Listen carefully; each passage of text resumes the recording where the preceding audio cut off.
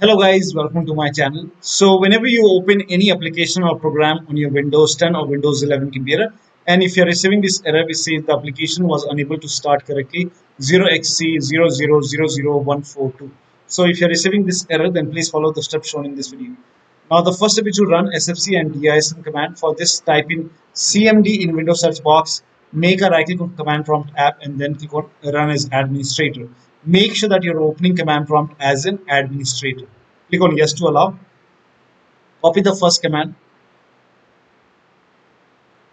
paste it over here, hit the enter key. Now let the scan complete. Now the scan will take some time. Once the scan is 100% complete, you run the second command. So copy this command this time and then run this command.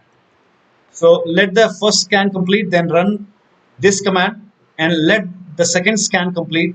Once the second scan is complete, restart your computer.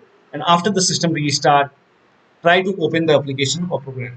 Now the next step is to run that application as an administrator. So whichever application is giving you this error message, try to run that application as an administrator.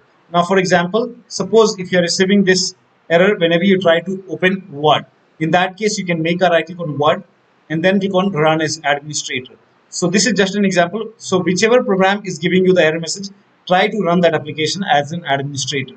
Now, the third option is to update your Windows to the latest version. This is important. So go to Windows Update or Update and Security and then click on Check for Update.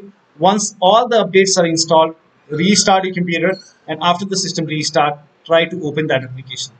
Now, still you're facing the problem. In that case, uninstall and reinstall the program. So whichever program is giving you the error message, you have to uninstall that program and then reinstall. For example, if Word is giving you that error message, in that case you can uninstall it and then reinstall it. So you can reinstall the Office. You can go to Microsoft website. If you have purchased it online, you can log in with your account and then reinstall Office. This is just an example. So whichever application is giving you the error message, you have to uninstall and reinstall that program, and that should fix the error. So one of the steps shown in this video should help you to get rid of this error. So that'll be all. Thank you so much for your time, and please like this video and subscribe to my channel.